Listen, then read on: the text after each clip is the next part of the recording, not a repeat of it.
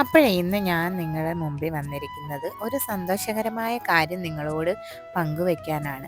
അതിൻ്റെ കൂടെ തന്നെ ഒരു ദുഃഖകരമായ കാര്യം കൂടിയുണ്ട്. ഇന്ന് നമ്മൾ നേരെ വന്നിരിക്കുന്നത് ഹോണ്ടയുടെ ഷോറൂമിലോട്ടാണ്.